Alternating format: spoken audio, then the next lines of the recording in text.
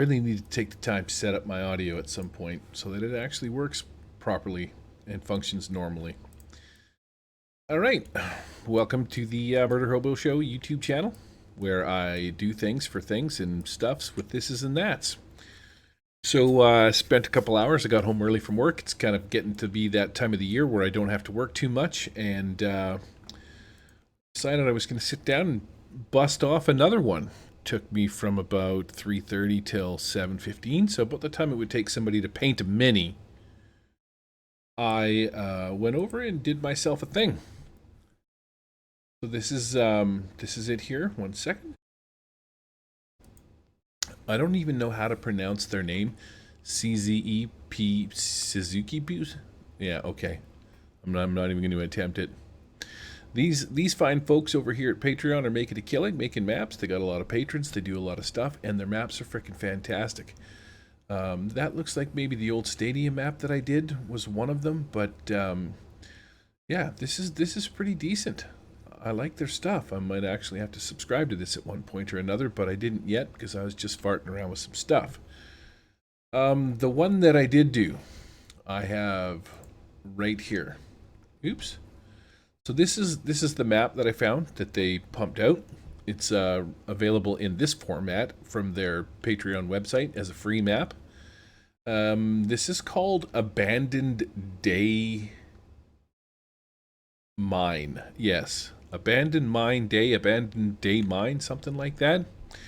But with my usual little snip and cut and doing my deals, throw in my 3D elements, I managed to turn this bad boy into a nice 3D map inside of Tabletop Simulator.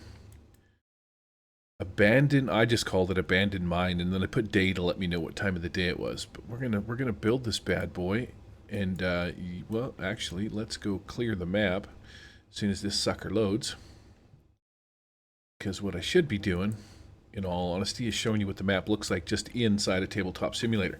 So without doing anything, Tabletop Simulator, you pay $10 for it.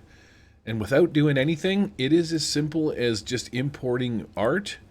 You got tokens kicking around that you can import from somewhere. I have a whole, basically, pack. I subscribe to Paperforge. But, you know what I mean? Like, you do not have to do a lot of stuff. Here's the Goblin Boss. Let's put on our Barbarian. His name is Chuck. And his other buddy's name is Bill. You got your two Barbarian party members, and yeah, they're going to kick ass and take some names. Well, they're a little bit different in size, so it's like Arnold and Danny DeVito. They got to get past this little gate. You got some stuff going on up here. Maybe you got a couple Goblin Warriors in here. The old Goblin Elder is back here. And inside these abandoned mines, these goblins have taken over, and they're causing trouble raiding the local towns. Maybe that's your deal. You come in here, kick some ass, take some names, kill the goblin boss, root out the evil goblins. You do not have to do anything with 3D elements. Inside a Tabletop Simulator, you've got all sorts of good stuff that you could throw down here. You could put on grids under components. You got your dice already built into the game. Throw a set of these bad boys out, and like you're ready to go. You're ready to play a game. Where's that D20? I do not like to use these because I actually like to use the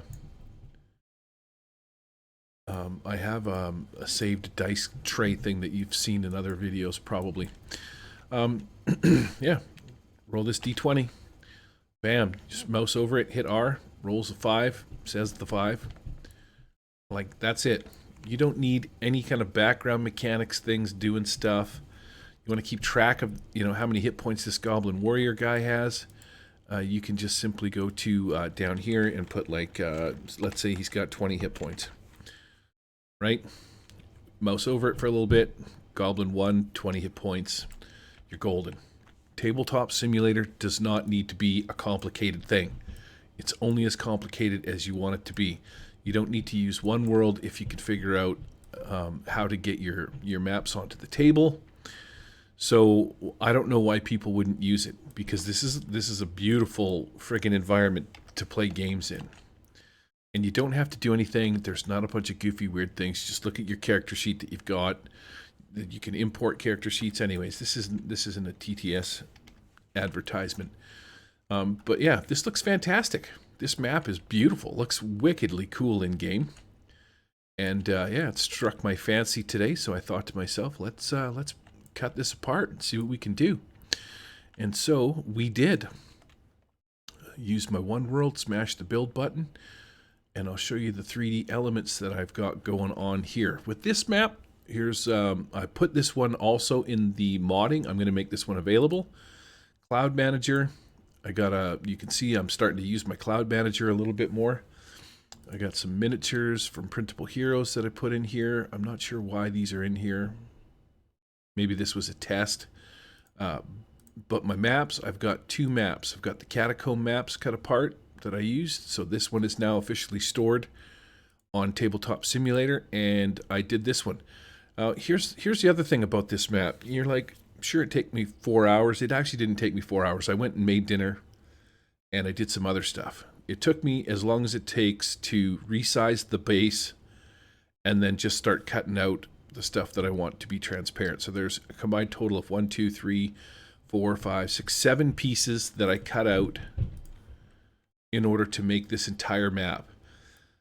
So I threw some elements in here. You can see I got some badass ogres sitting up here because my ogres are going to be guarding this abandoned mine because old McSweeney here, he just looks like a frickin' troublemaker. This guy, one of these Rico Suave guys. So what I'm saying is this guy is the bandit leader that has taken over this mine, and somehow he's coerced a group of ogres, maybe through payments of food or something like that. Maybe you'll find out later. Who knows?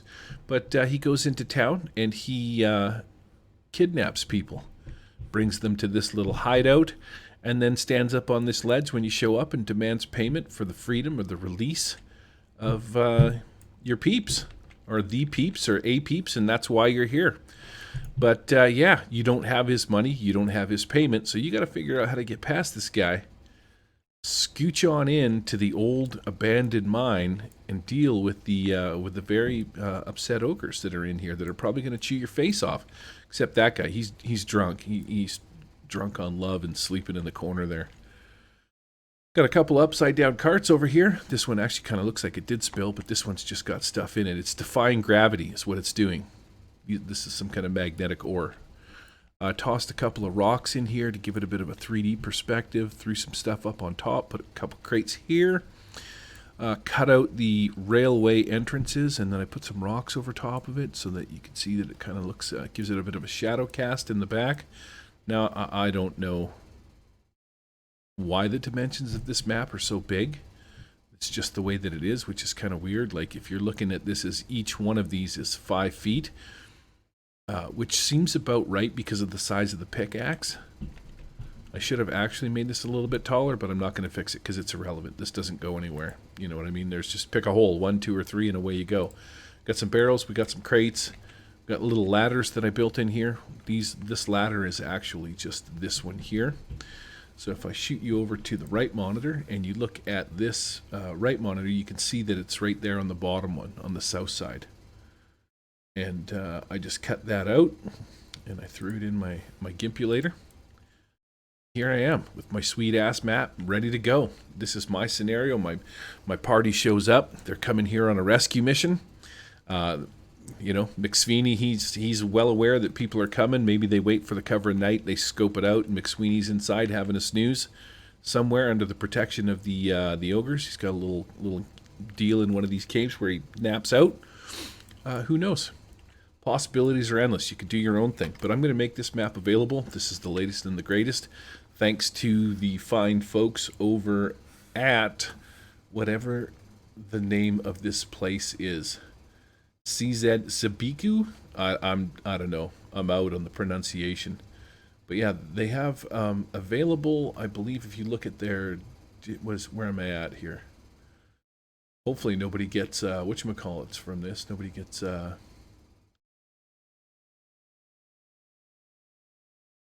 convulsions. That's the word I'm looking for. I didn't say whatchamacallit, even though I was thinking about it.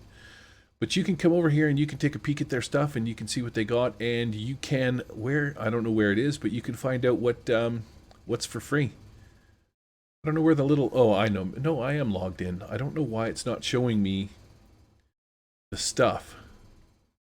Usually you can see what they've got. There's like overview, there's something else on here, share, follow. So anyways, I found this on their website. Actually, I think I got this map from Reddit, to be honest.